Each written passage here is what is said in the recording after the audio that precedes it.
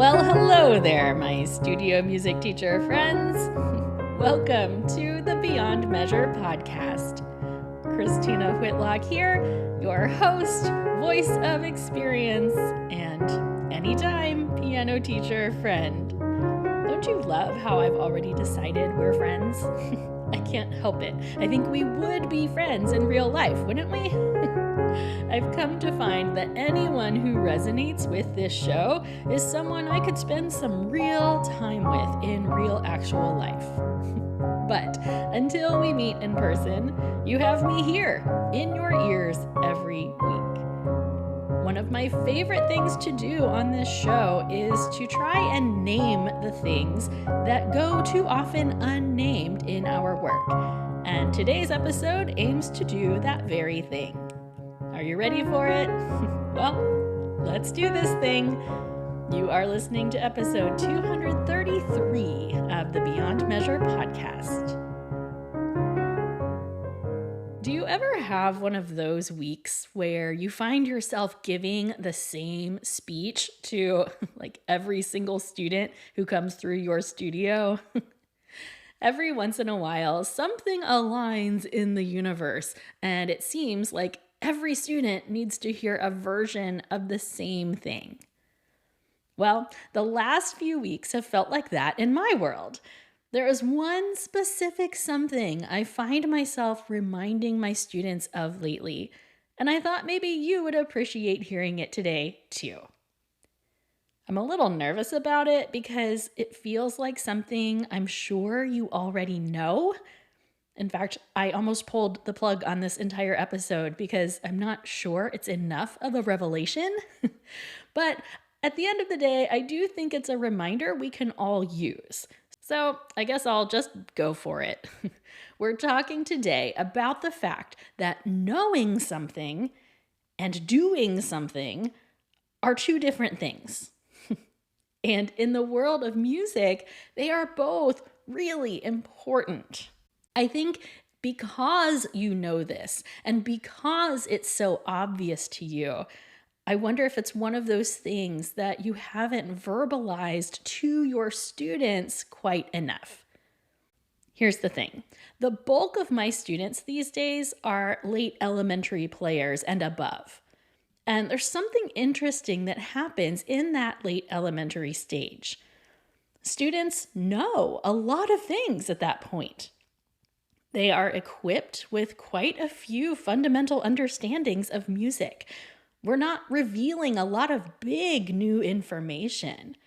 From there on out, we mostly talk about concepts that are smaller in scope, more detailed, more nuanced. Because at that point, our students often understand the basics of music. They can make sense of their music on the staff. They can calculate rhythms. For the most part, they understand what they are seeing. This is such a fun accomplishment. I love seeing my students understand that they now have skill sets to decipher what's in front of them. Yay! But there's some cognitive dissonance that enters the picture at that point, and I think it goes overlooked by a lot of us teachers. We need to understand this. Our students' classroom experience at school has taught them that knowing information is enough. Our students often learn and memorize facts. They recall those facts on an exam, which results in a good grade, and they think that's all there is to it. They know their material. But music is different. Knowing and doing are two very distinct stages of being a musician. I've said this to students a million times over the years, but I tell them I need to see two different things from them.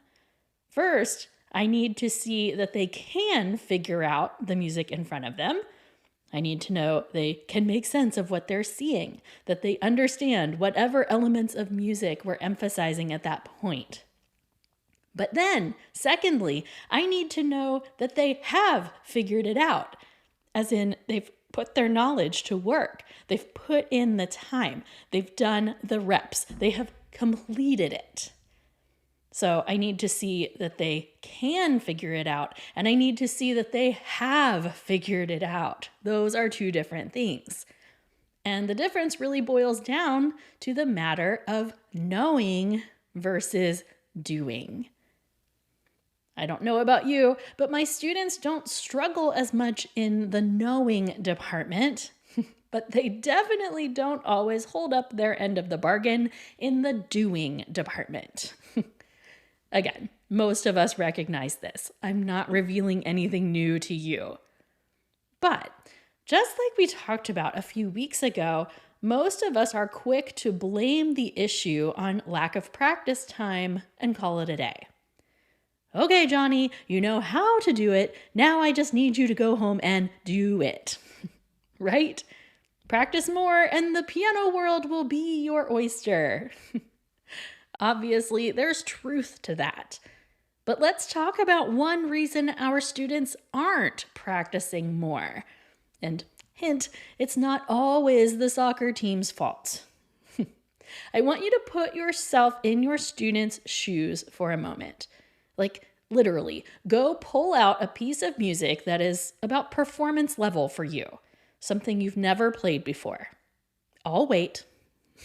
No, actually, I'm not going to wait, but try this later, okay?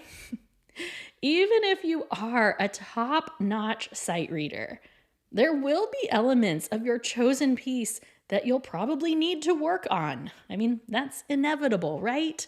The more we know about music, the higher our standards are, and the more we realize that we really never max out our potential with a particular piece of music. All that's a given. But here's the important part. I want you to pay attention to how you feel when you encounter those moments that are going to require some additional work. Pay attention to how quickly frustration sets in, how quickly that negative voice creeps in and says, "Why can't you do this already?" Or "Something must be wrong with you," or "You know exactly what the music is asking you to do. Why aren't you doing it?" Pay attention to all of those feelings and understand that those same thoughts are occurring to your students. They too are thinking, "I know what the music is telling me to do. Why can't I do it?" And I can't help but think that that feeling and those thoughts are a bigger part of the reason our students don't practice than we realize. Again, maybe it's not just soccer. Maybe our students are getting frustrated because they don't realize there's a difference between knowing and doing. This is especially true with adult students. Working successfully with adults requires a lot of reassurance. It's one of our top jobs with these more experienced learners, right? Reassure, reassure, reassure. One of the frequent reassurances I offer adults comes down to this, that it's not enough for our brain to know what we're looking at or what we want to accomplish. We have to do it over and over and over again. And the doing is not guaranteed just because we understand what we're trying to accomplish. Our adult brains will cycle through all of the lies. You should be able to do this by now, and you know everything on the page. Why won't your fingers just do it already? Or maybe the most problematic of all, you don't need to work on individual phrases. That's for babies. Just play straight through the whole thing. Sometimes we forget the physical realities of what we do. We have fingers, muscles, tendons, ligaments, nerves, blood vessels, all performing their own unique parts in what we're doing at our instrument. Not to mention all the neural pathways that need to be established between our brains and our bodies before we can really play something fluidly. Like, all of that takes time. Time and repetition. I said that 2 weeks ago on this show, right? Time and repetition are irreplaceable. But here's the thing about human beings. We are bad at time and repetition. We think once we know something, we're done. It's like this. My teenager is a cross-country runner, and she is constantly dealing with pain in her shins. She's been through physical therapy. They've given her 8,000 exercises and stretches to strengthen that area of her body. But guess what? If she doesn't actually do those things, nothing gets better. Knowing what you need to do is different than actually doing it. Again, that sounds obvious, but we are all guilty of avoiding time and repetition in different areas of our lives. In fact, I'm not just here roasting my own kid. I've talked to a lot of people who have undergone physical therapy for one problem or another.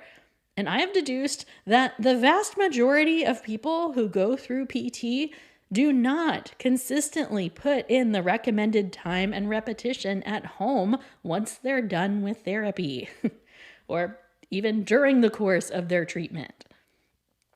It makes me feel like the physical therapists of the world are kindred spirits to the music teachers. Like, we get frustrated enough with our piano students who don't practice. Physical therapy is more intense and more expensive than lessons, yet those physical therapists are also constantly dealing with people who aren't holding up their end of the deal at home. We're all out here trying to make the world a better place, dealing with clients who avoid the necessary time and repetition at home for us to do our best work. Right? So, just like exercise, just like learning an instrument, just like any type of new skill, we have to start by knowing what to do to improve. And the knowing is a really important step, but knowing is not enough. Do you have any of those students who can give you all the right answers? Like you say, tell me how you're going to practice this at home, and they can outline the 3-step process they're going to take and give you a full-blown academic report on how they're going to accomplish their goals for that week. But their track record tells you they're probably not going to do that. I think it's important to remind these students that knowing isn't enough. I think it's good to call out the fact that a lot of their educational experience has been based in learning things with minimal action or follow-through. It's important to explain why learning their instrument is different. Remind your students that if they play in a band or orchestra at school, they get dedicated time, multiple days each week, to play their instrument. That's how those groups are successful. They are actively doing the thing every day or every other day. Not just learning about the thing, they are immersing themselves in their instruments. Same thing with sports. There is a lot of knowledge that goes into athletic pursuits. That's a critical first step.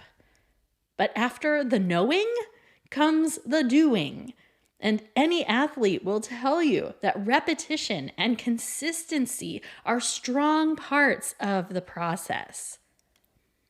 Maybe my biggest contribution today is this.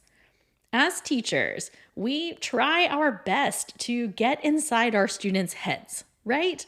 We try to think of things from their perspective. When you can name something that your student is thinking before they've said it out loud themselves, your student will feel seen and understood. So, the next time a student is struggling from lack of practice, try saying this. It seems like you're getting frustrated because your brain knows what to do, but your fingers are not following suit. Am I right? Chances are your student will look at you and say, yes. And that's your in, friends. Then you remind them in the plainest language possible. that this is what sets learning an instrument apart from, say, learning about the fall of Rome. Learning the facts of music, learning how to interpret the symbols on the page, that's only part of this art form of ours. In fact, it's not even the good part. It's the academic part. But the fun stuff comes through doing it, playing it, experimenting with it, creating the experience you want to give to the world. Like, that's the good part. Don't skip the good stuff. Your fingers need time to build familiarity in their pieces. There's just no way around that.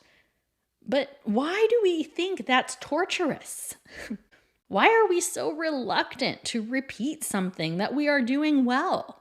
Shouldn't we actually enjoy playing a passage once we've corrected an error? Isn't playing the point? See, it's just like I was talking about last week. We are all out here treating our practice time like an academic exercise, like a pass-fail exam. We approach our assignments as though they are a laundry list of errors to be corrected, and once we check all our practice boxes, we can move on. Ugh, I'm so over that whole approach, friends. I'm over it. The point of playing the piano is to do that very thing. Play the piano. And it means doing the things we know over and over and over again. It's not figuring something out so you can pass your piece in your next lesson, because that is not actually the point. Too many times we focus on the knowing part of this equation in our lessons. And I'm not trying to downplay that aspect of teaching. It is absolutely essential for us to be helping our students know their stuff, learning the material. I just think there's a lot of emphasis in teaching on the knowing part. And I think we need to start thinking more about how to teach our students the doing part. This means setting our students up for success with appropriate assignments and adequate preparations during the lesson itself. It means making sure parents are on board with our expectations and that all parties involved have the same goals for each week. I mean, there's a lot there to unpack, but maybe more importantly than any of that, we simply need to look our students in the eyeballs and reassure them that there is a difference between knowing something and doing it. There are physical truths at play here that mean we will make mistakes even when we know better. If you've not had this kind of conversation with your students lately, perhaps it's time? While you ponder that one, allow me to offer a toast to send us on our way this week. Studio music teacher friends from, well, a little bit of everywhere. Today, I encourage you and your students to remind yourselves that there is a difference between knowing and doing. Let's not use this fact as yet another something to feel guilty about, but rather something that explains why our fingers do not always follow our brains. May we all embrace those tried and true elements of time and repetition, and remember that, play is the whole point of all of it. Cheers to you, my musical friends. Hear, hear. So, okay, knowing and doing are two very important steps in the learning process, and we need to make sure that we are not overlooking one or the other. I hope this has been a helpful reminder for you today. And I also hope that you'll come back and listen next week as we will be celebrating officially 5 years of Beyond Measure. 5 years, you guys. 5 whole years. what a joy you have brought to my life. It's going to be a good one next week, so I will be back with you then. And in the meantime, onward and upward we go.